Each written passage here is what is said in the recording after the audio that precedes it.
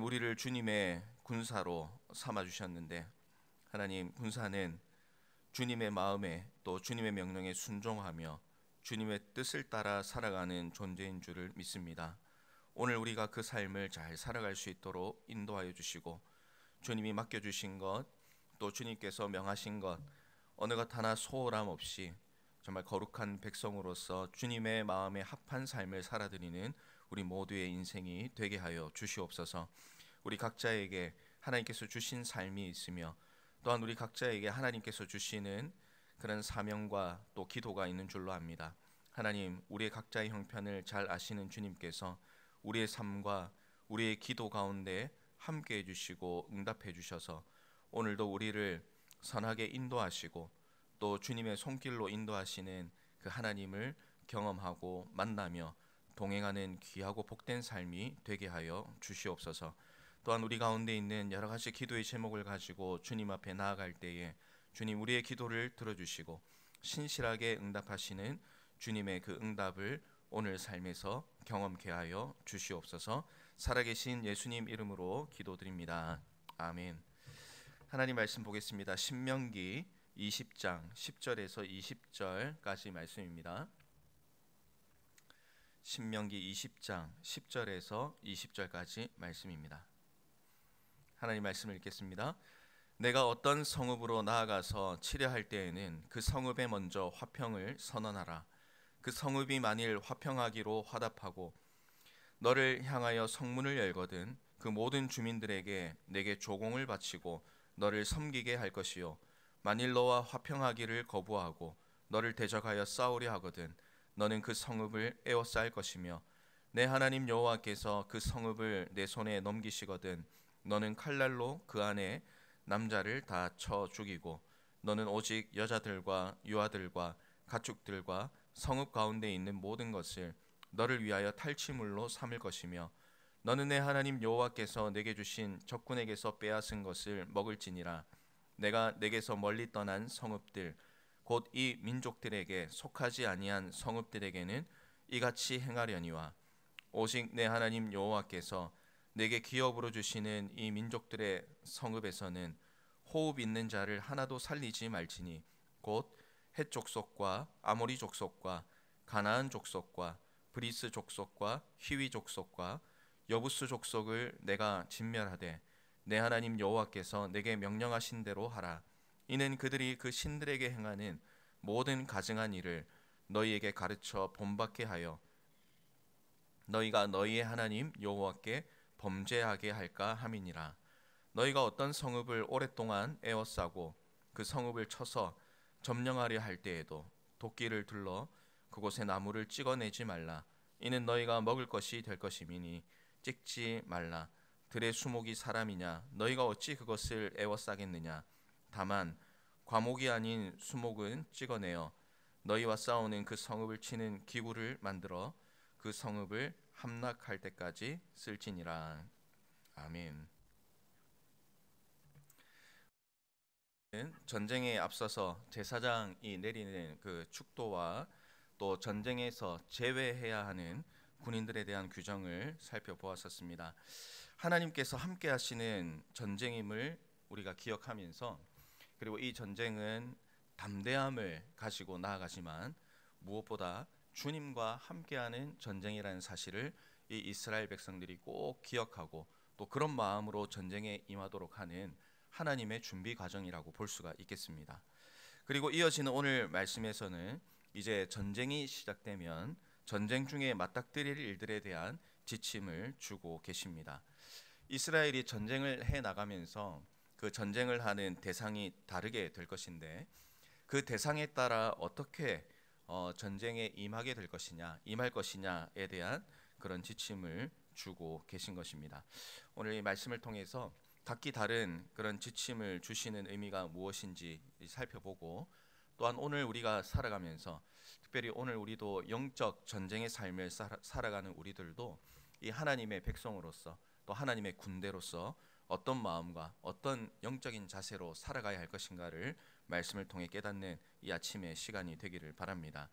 먼저 첫 번째로는 족속들에 대한 전쟁 지침이라고 표현할 수가 있겠습니다. 10절에서 18절까지에 나오는 말씀인데요. 그러니까 사람에 대한 전쟁 지침이라고 할 수가 있습니다. 그 가운데도 두 가지로 오늘 말씀은 나누어서 우리에게 가르쳐 주고 있는데요. 먼저 첫 번째는 가나안 이외의 일반 족속들과 전쟁을 할 때 너희가 어떻게 해야 할 것이냐에 대해서 10절에서 15절까지의 말씀에서 그 지침에 대한 가르침을 주고 있습니다. 10절 말씀해 보시면 내가 어떤 성읍으로 나아가서 치려할 때에는 그 성읍에 먼저 화평을 선언하라 라는 것이 이 전쟁의 지침의 첫 번째 하나님의 말씀입니다. 그러니까 전쟁을 하기 전에 해야 하는 것이 무엇이냐면 진멸이나 그리고 그 땅을 점령하는 것보다는 평화를 선언하는 것이 가장 첫 번째로 해야 될 것이다라는 것입니다. 그러니까 이 말씀을 볼 때 기본적으로 하나님은 이 사람의 멸망을 원하시는 분이 아니라 모두가 이 평화와 또 구원을 받기를 원하시는 분이구나라는 것을 이 첫 번째 선언을 통해서 우리가 다시 한번 생각을 해볼 수가 있겠습니다. 싸움 전에 먼저 화평할 수 있는, 그러니까 항복할 기회를 주고 있습니다. 그리고 그 성읍이 만약에 이 화평의 선언에 화답을 하게 되고 그리고 성문을 열면 그 주민들에게 이 조공을 받게 되고 또 그들이 이스라엘 백성을 섬기게 되는 그런 일이 일어나게 되는 것입니다. 결국 이 화평의 메시지를 듣고 그리고 문을 열고 그리고 항복하게 되면 그들은 진멸의 대상이 아니라 살게 되는 은혜를 누리게 된다라는 것이 이 가나안 족속 이외의 족속들과 전쟁할 때 필요한 조치인 것입니다. 그런데 이제 화평을 선언했는데 문제는 그 화평의 선언을 듣지 않고 거절하였을 경우입니다. 12절부터의 말씀에 보면 그 화평의 선언을 듣고도 그 선언을 거부하게 되면 전쟁이 시작되게 되죠. 그리고 어떻게 해야 하느냐? 성읍을 쳐서 성 안의 남자들을 다 쳐 죽이고 나머지는 탈취물로 삼으라고 명령을 하고 있습니다. 하나님께서 주시는 평화의 메시지를 거부하게 되면 이처럼 파멸과 저주만 있을 뿐이다라는 것을 분명하게 보여주고 있습니다. 화평의 선언과 메시지가 주어졌을 때 듣는 자에게는 구원의 은혜가 있게 되지만 그러나 그 하나님의 메시지를 거부하였을 때는 파멸과 저주의 대상이 된다 하는 것을 이 가나안 이외의 족속들을 통해서 우리가 생각해 볼 수가 있겠습니다. 그리고 이어서는 가나안 족속과 전투를 할 때는 그런 어떤 지침을 가지고 해야 되느냐 하는 말씀이 16절에서 18절까지 말씀에 기록이 되고 있습니다. 16절부터의 말씀에 보면 이 가나안 족속에 대해서 이야기하는데요.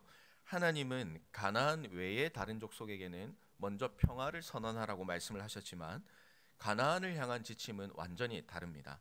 가나안 족속에게는 긍휼을 베풀지 말라. 그리고 철저히 진멸하라 하는 것이 하나님의 지침입니다.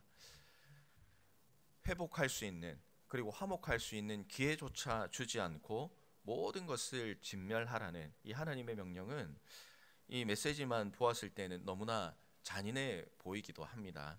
그러나 하나님께서 이런 명령을 내리신 이유는 오늘 말씀에 그 이유가 분명히 기록되어 있습니다. 18절 말씀입니다. 이는 그들이 그 신들에게 행하는 모든 가증한 일을 너희에게 가르쳐 본받게 하여 너희가 너희의 하나님 여호와께 범죄할까 함이니라. 이렇게 말씀을 하고 있는 것입니다. 가나안 족속들의 가증한 우상 숭배의 죄악을 이스라엘 백성들이 본받고 또 하나님께 범죄하는 것을 막기 위해서 하나님은 철저히 진멸하라는 명령을 주고 있습니다. 하나님께서 이스라엘 백성을 선택하신 것은 하나님의 거룩한 백성이 되게 하기 위함이었습니다. 그러므로 지금 이스라엘이 하고 있는 이 전쟁은 단순하게 세력을 넓히고 영토를 넓히는 그런 전쟁이 아닙니다.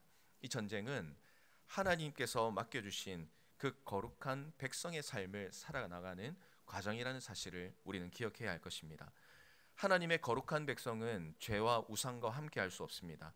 하나님께서 명령하신 대로 모든 것을 철저히 진멸해 나아갈 때에 우리는 거룩한 백성으로 살아갈 수 있게 되는 것입니다. 그래서 오늘 이 전쟁에 대한 지침은 결국은 거룩한 백성이 어떻게 살아가야 하는가에 대한 지침이라고 할 수가 있겠습니다. 하나님과 함께 할 수 없는 것은 철저히 버리고 진멸해야 하는 것, 이것이 바로 하나님의 백성의 삶이라는 것을 우리는 기억해야 하는 것입니다. 사랑하는 성도 여러분, 오늘 우리가 주님 앞에 이렇게 나아오지만 우리 또한 하나님의 입장에서는 철저히 진멸되어야 할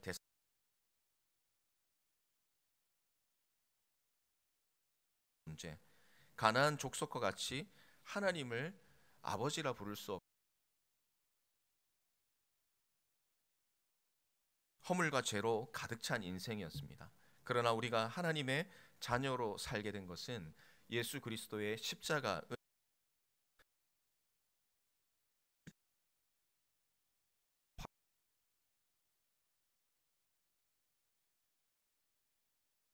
은혜를 오늘 우리가 누리고 살아가고 있는 것입니다.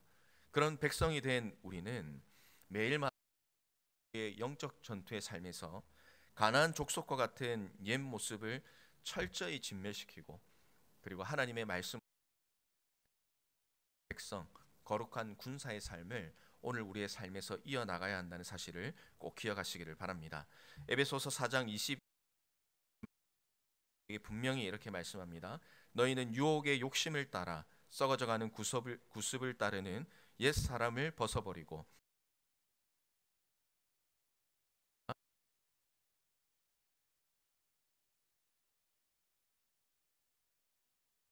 오늘도 우리의 영적 전투는 계속해서 이어지고 있습니다.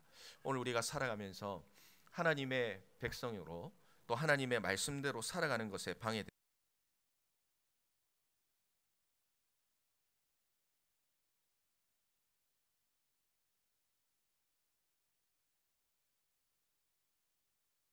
서 발견할 수 있어야 되겠습니다. 오늘 주님이 가르쳐 주신 지침대로 조그만 것 하나 남김없이 모든 것을 철저히 주님이 기뻐하시는 거룩한 성도의 삶을 살아가시는 그런 모든 성도님들 되시기를 주님의 이름으로 축복합니다. 19절에서 20절 말씀에 보면 이제 나무를 보호하라는 그런 명령이 말씀 가운데 나타납니다. 19절, 이스라엘이 어떤 성읍을 오랫동안 둘러싸고 성을 점령할 때 도끼로 그곳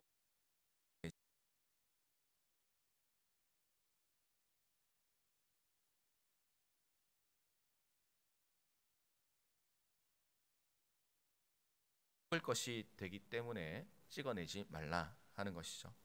당장의 승리를 위해서 수목을 찍어내고 또 땅을 황폐화시켜서 결국 그것으로부터 소산물을 얻지 못하는 그런 미래를 준비하지 않는 모습으로 살지 말라는 하나님의 권면이라고 할 수가 있겠습니다.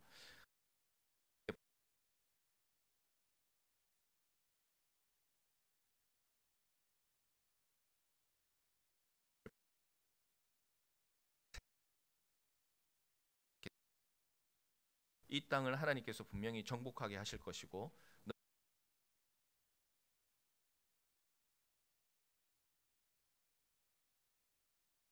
다 하는 것을 우리에게 가르쳐 주고 있는 것입니다. 주어진 다하는 것이 필요하지만 지혜로운 사람은 앞으로의 미래도 바라보고 준비할 수 있는 사람이 되어야 됩니다. 미래를 생각하지 않고 준비하지 있게 될 것이기 때문입니다. 이 말씀을 조금 더 확장해 보면 정말 나무뿐만 아니라 우리가 누리고 살아가는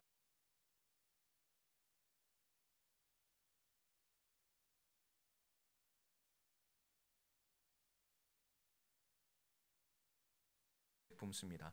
우리는 발전이라고 표현을 하지만 그러나 그 하고 있는 모든 것들을 바라보게 되면 그것은 것이 맞다고 할 수 있겠습니다. 많은 사람들은 이구동성으로 미래의 환경을 위해서 뭔가를 해야 한다고 하지만 때문에 무언가를 해야 하는 사람 또 기업들은 신경을 쓸 여력이 없습니다. 그러나 이 일이 계속되면 현재에서는 번영을 누릴 수 있겠지만 그러나 결국은 아름다운 미래를 포기하게 되는 일들을 오늘 우리도 자행하며 살아가지 않는가 하는 것입니다. 우리 자신의 삶에서도 편의를 위해서 또 유익을 위해서 파괴하는 일에 앞장서고 있지 않는지 돌아보아야 되겠습니다.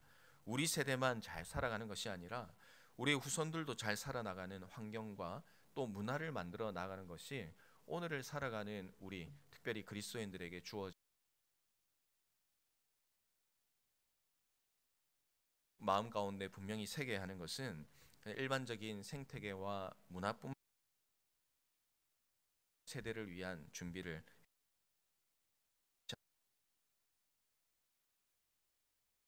하는 것도 후손들이 신앙생활을 잘 해 나갈 수 있도록 돕고 미래를 바라보고 준비하는 그 성도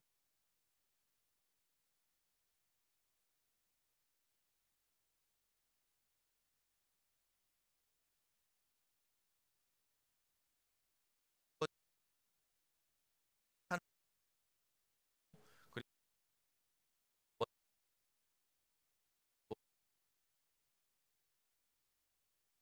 유산을 과연 우리의 다음 세대들에게 어떻게 남겨줄 것인가, 또 우리의 다음 세대들이 하나님의